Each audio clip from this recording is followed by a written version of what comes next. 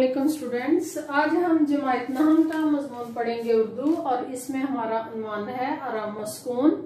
आराम सुकून का हम पढ़ेंगे सफ़ा नंबर 47 और 48।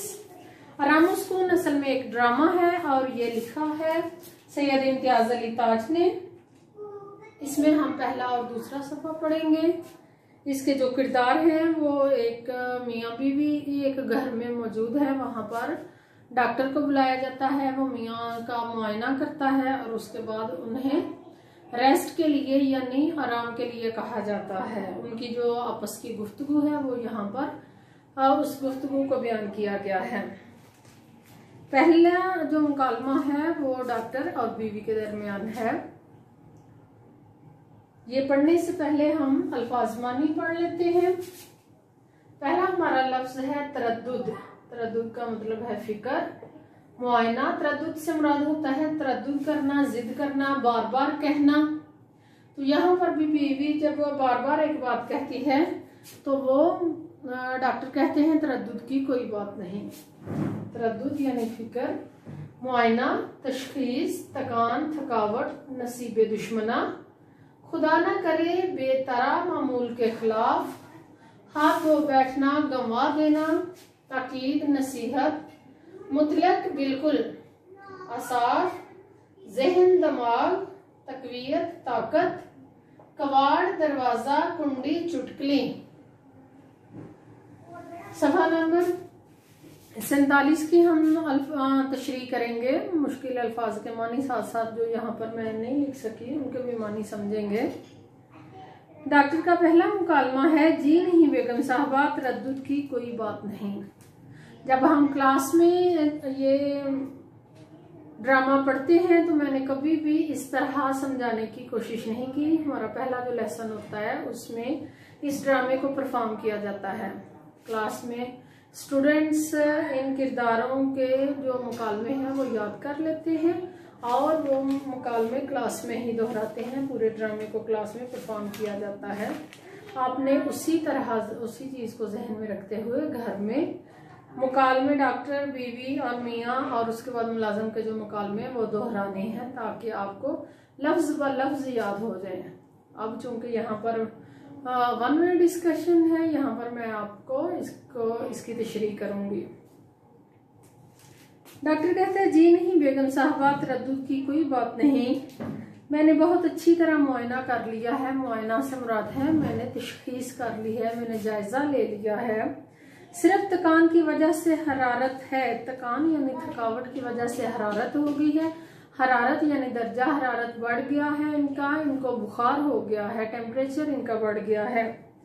इन दिनों आपके शोहर गालबन काम बहुत ज्यादा कर रहे हैं। गालबन से मुराद है कि मेरा ख्याल है, डॉक्टर कह रहे हैं कि मेरा जाती ख्याल ये है कि आजकल काम ज्यादा कर रहे हैं। थकावट की वजह से इनको हरारत हो गई है, इनका बुखार तेज हो गया है। बीवी आगे से डॉक्टर के साथ गुफ्तगू में शामिल होते हुए जवाब देती है, डॉक्टर साहब इन दिनों क्या, इनका हमेशा से यही हाल है। ये काम को बाकी जिंदगी की रूटीन से अपने काम को ये ज्यादा तरजीह देते हैं, थकावट का शिकार हो जाते हैं और इसी तरह इनका हाल रहता है। सुबह 10 बजे दफ्तर जाकर शाम 7 बजे से पहले कभी वापस नहीं आते। इससे मुराद है कि 10 से शाम का 7 बजे का जो दफ्तर का टाइम है उसमें या 5 बजे का जो टाइम है वहां पर अपना काम सारा निपटा कर फिर मुकम्मल करके फिर ये वापस आते हैं। कभी भी घर में कोई जरूरी काम हो ये वक्त से पहले या छुट्टी लेकर ये वापस नहीं आते। अपने काम से अपने वक्त से भी ज्यादा वक्त अपने काम को दे के फिर वापस आते हैं। डॉक्टर साहब कहते हैं जभी तो यानी दर हकीकत यही बात है कि ये काम ज्यादा करते हैं। मेरे ख्याल में इन्हें दवा से ज्यादा आराम और सुकून की जरूरत है कि दवा खाने से ये अगर आराम कर लेते हैं कुछ देर या 1-2 दिन ये रेस्ट कर लेते हैं, आराम कर लेते हैं तो इनको दवा की जरूरत नहीं। कारोबार की परेशानियां और उलझने बुलाकर एक भी रोज आराम और सुकून से गुजरा। रोज से मुराद है दिन। एक भी दिन आराम और सुकून से गुजरा तो तबीयत इंशाल्लाह बहाल हो जाएगी। बहाल यानी बेहतर हो जाएगी। बहाल से मुराद है वापस अपनी रूटीन पर इनकी तबीयत आ जाएगी। जिस्मानी तौर पर जिस असाबी, ज़हनी तौर पर, जिस्मानी तौर पर जिस थकावट का ये शिकार है, अगर एक दिन घर में आराम कर लेते हैं तो वो थकावट इनकी दूर हो जाएगी। बीवी कहती है 20वीं मर्तबा कह चुकी हूँ। 20वीं मर्तबा से मुराद है 20 दफा, यानी बार बार, एक दफा नहीं, मैं बहुत ज्यादा दफा इनको कह चुकी हूँ। इतना काम ना किया करो, नसीबे दुश्मना सेहत से हाथ धो बैठोगे। नसीबे दुश्मना, हाँ, दुश्मन का नसीब। नसीबे दुश्मना से मुराद है खुदा ना करे एक तुम्हारी सेहत गंवा तुम बैठो, सेहत से हाथ धो बैठो, सेहत तुम्हारी खराब हो जाए, तुम बीमार पड़ जाओ, मगर खाक असर नहीं होता। खाक से मुराद है मट्टी, वो बात जो मट्टी में मिल जाए जिसकी कोई हकीकत ना रहे। कहते हैं मगर खाक असर नहीं होता, कोई भी इनको असर नहीं होता, ये काम किए ही जाते हैं। हमेशा यही कह देते हैं क्या किया जाए। इन दिनों काम बेतरा जोरों पर है। बेतरा जोरों से मुराद है कि मामूल के खिलाफ है, और जितना काम ज्यादा होना चाहिए उससे भी ज्यादा काम है, जिसकी वजह से मुझे खुद भी काम और दूसरों से काम करवाना पड़ता है, और काम हमेशा ज्यादा होता है, इसलिए इनकी तबीयत खराब रहती है। डॉक्टर साहब कहते हैं हर रोज थोड़ा थोड़ा वक्त आराम सुकून के लिए ना निकाला जाए तो फिर बीमार पड़कर बहुत ज्यादा वक्त निकालने की जरूरत पड़ जाती है, कि हर शख्स को काम के साथ साथ थोड़ा आराम की भी जरूरत है। जब ये साथ साथ काम के साथ साथ आराम नहीं करेंगे तो फिर ये बीमार पड़ेंगे, और फिर इन्हें लंबी रेस्ट की यानी ज्यादा आराम की फिर जरूरत पड़ेगी। उससे बेहतर है कि ये रोजाना अपने आराम का थोड़ा सा ख्याल रखा करें। बीवी कहते हैं, ये बात सुनकर कहती है ये बात आपने इन्हें भी समझाई। सवाल पूछ रही है, सवालिया निशान है कि मुझे तो आप ये बात कह रहे हैं कि आपने इन्हें भी समझाई, असल आराम तो इन्होंने करना है। मैंने कहा सुन रहे हो डॉक्टर साहब क्या कह रहे हैं। अपने खामन से आप मुखातब है, उनसे सवाल करती है कि देखो सुनो क्या डॉक्टर साहब कह रहे हैं कि तुम्हें हर वक्त काम के साथ आराम की भी जरूरत है। मियाँ जो बीमार लेटे हुए हैं वो कराहते हुए सिर्फ हूं की आवाज निकालते हैं। डॉक्टर कहते हैं जी हाँ, मैंने समझाकर अच्छी तरह ताकीद कर दी है, नसीहत कर दी है। दिन भर खामोश लेटे रहें, बात नहीं करेंगे, बातचीत नहीं करेंगे, काम शाम नहीं करेंगे। इनके असाबी तौर पर और जिस्मानी तौर पर इनको जिस आराम की जरूरत है वो खामोश लेटे रहने से इनको वो आराम हासिल हो जाएगा। बीवी कहती है तो ताकीद क्या मैं नहीं करती।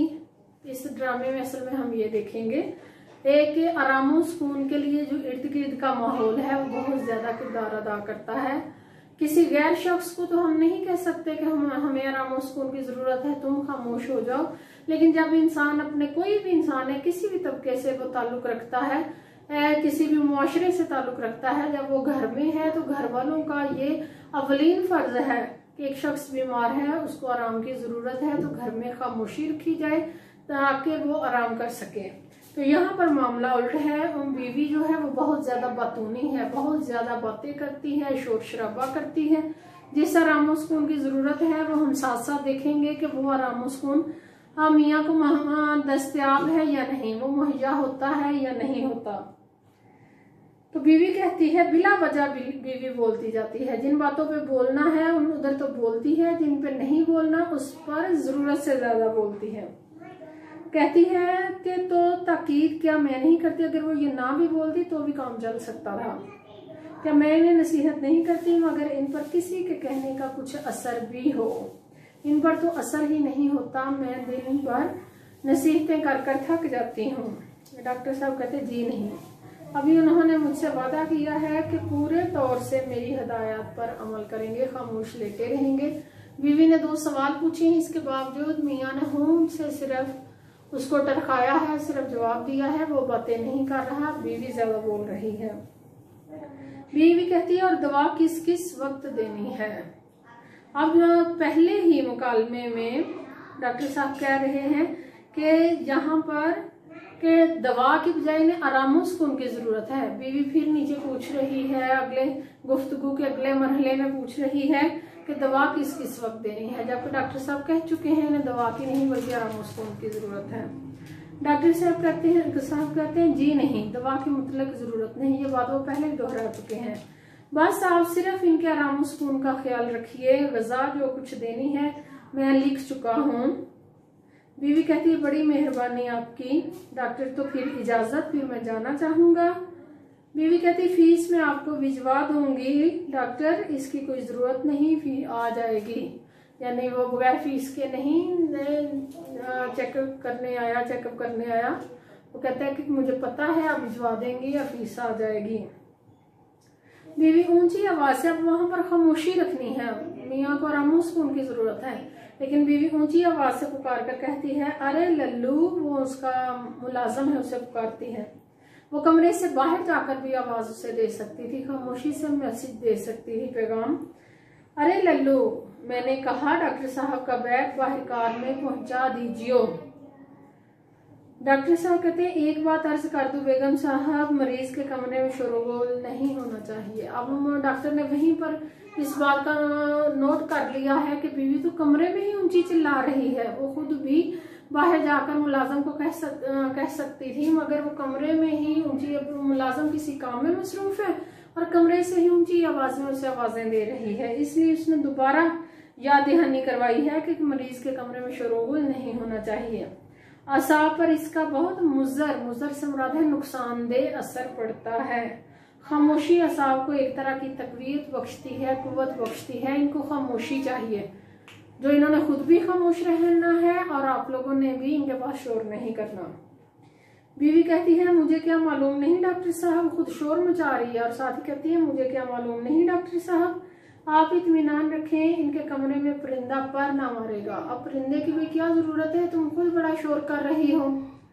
परिंदा पर ना मारेगा यानी कोई आए जाएगा नहीं। और उसी वक्त मुलाजम आता है जिसको उसने खुद बुलाया है। मुलाजम लल्लू जो है वो आकर कहता है हुजूर डॉक्टर उठा लो ये बैग। तो आदाब, वो उनसे सलाम दुआ करके वो वापस चला जाता है। बीवी कहती है आदाब। डॉक्टर और मुलाजम जाते हैं। करीब आकर मैं अपने मियाँ से कहती है मैंने कहा सो गए क्या। अब डॉक्टर साहब ने कहा इनको सोने दे, इनको आराम करने दे, इनसे बातें नहीं करनी। और आके पूछ रही है सो गए हो क्या। ऊपर से देख के भी पता चलता है कि मरीज इस वक्त सोया हुआ है। मियाँ कहते हूँ यूं ही चुपका पड़ा हुआ हूँ, यूं ही खामोशी से लेटा हुआ हूँ। बीवी कहती बस बस बस बस चुपके ही पड़े रहिए, यानी बोलती जा रही है मुसलसल। डॉक्टर साहब बहुत सख्त ताकीद कर गए हैं, ना आप बात करें ना कोई आपके कमरे में बात करे। खुद खामोश नहीं हो रही, बहुत ज्यादा बातें कर रही है। तो कहती है डॉक्टर साहब सख्ती से कह गए हैं ना आपने बात करनी है ना कोई और आपके कमरे में बात करे। इससे भी थकान होती है, थकावट होती है। तमाम वक्त पूरे आराम सुकून से गुजारे, समझ गए ना। खुद खामोश नहीं हो रही और वो आराम सुकून से सारा दिन गुजारे। मियाँ कहता हूँ कराहते हुए कहता है बीवी क्यों, बदन टूट रहा है क्या। ये बदन टूटने से मुराद है तुम्हारा जिस्म दर्द कर रहा है, मैं दबा दूं, उससे सवाल पूछती है। मियाँ कहते हूँ कि हाँ मुझे मेरा बदन दर्द कर रहा है। बीवी कहती है कहो तो दबा दूं, खामोशी नहीं है, कहो तो दबा दूं। मियाँ कहते हूँ कि हाँ मुझे दर्द बहुत ज्यादा हो रहा है। बीवी कहती सोने को जी चाह रहा हो तो चली जाऊं, अब दबाना नहीं, यानी जिस थकावट के इलाज की जरूरत है वो नहीं करना। तो कहती है कि बदन टूट रहा हो तो चली जाऊं क्या। मियाँ कहता हूँ उसने बेहतर समझा कि ठीक है ये चली जाएगी यहाँ से। बीवी कहती है अच्छी, सोने को जी चाह रहा हो तो चली जाऊं। मियाँ कहता है अच्छी बात, फिर कराहता है बीवी अगर पीछे किसी चीज की जरूरत हुई तो, यानी मैं चली जाऊंगी तो यहाँ बातें कौन करेगा, यानी तुम्हें किसी चीज की जरूरत पड़ेगी तो कौन तुम्हें वो चीज देगा। अच्छा बुलाने की घंटी पास रखे जाती हूँ, घंटी बजा देना मैं आ जाऊंगी। घंटी कहाँ गई, अब इस पे शोर मचाना शुरू हो गई घंटी के इशू पर। घंटी कहाँ गई, रात मैंने आप यहाँ मेज पर रखी थी, अल्लाह जाने ये कौन अल्लाह मारा। अल्लाह मारा यहाँ पर असल में बुरे अल्फाज के तौर पर किसी को जब कहा जाता है बदनसीब कम किस्मत वाला तो फिर इस्तेमाल किया जाता है। कहते अल्लाह जाने ये कौन अल्लाह मारा, मेरी चीजों को उलट पलट कर देता है। अब घर में मुलाजम और बच्चे के अलावा और कोई नहीं है। कुंडी की आवाज यानी दरवाजे की चुटकली की आवाज है। जैसे दरवाजे के साथ जो चुटकली लटक रही होती है उसे ऐसे करके खटखटाया जाता है। ऊंची सी आवाज से कहती, बाहर जाकर उसने नहीं देखा बल्कि ऊंची आवाज से कह रही है, कौन है ये नामुराद? नामुराद से मुराद है कम किस्मत वाला, कौन है? अरे लल्लू देखो ये कौन कवाड़ तोड़े जा रहा है। कवाड़ से प्यारे बच्चों मुराद है वो दरवाजा जिसके 2 कवाड़ होते हैं और 2 कवाड़ होते हैं उस दरवाजे के। तो उस एक कवाड़ को खोलते हैं, एक हिस्से को खोलते हैं, उसे कहते हैं कवाड़। कहते ये कौन कवाड़ को तोड़े जा रहा है लल्लू? दूर से सक्का है बीवी जी। सक्का से मुराद है पानी भरने वाला। ये उस दौर का जो है ना वो माहौल बयान कर रहे हैं जब घरों में वाटर पंप नहीं हुआ करते थे, टैंकी ये नहीं भरी जाती थी बल्कि बाहर कुएं से पानी लेके आना होता था। और जो वो लोग जो मैनेज कर सकते थे, जो तनख्वाह दे सकते थे महीने की, सक्के को, सक्का होता पानी भर के लाने वाला, वो उनके लिए पानी भर के लेके आया करता था। धोबी कपड़े लेके जाता था, वो धो के लाया करता था क्योंकि घर में पानी नहीं होता था। तो कहते सक्का है बीवी जी, सक्का आया है पानी वाला। बीवी कहती है सक्का घर में बहरे बसते हैं जो कम वक्त इस जोर से कुंडी खटखटाता है, खुद बहुत ज्यादा शोर कर रही है और उसका जो कुंडी खटखटानी है वो उसे बहुत बुरी लगी। अल्लाह मारूं को इतना ख्याल भी नहीं आता कि घर में कोई बीमार पड़ा है। बाहर वालों को क्या पता कि घर में कोई बीमार है। तो अब शोर मचाई जा रही है। डॉक्टर ने ताकीद कर रखी है शोरो गुल ना होने पाए और खुद शोर कर रही है।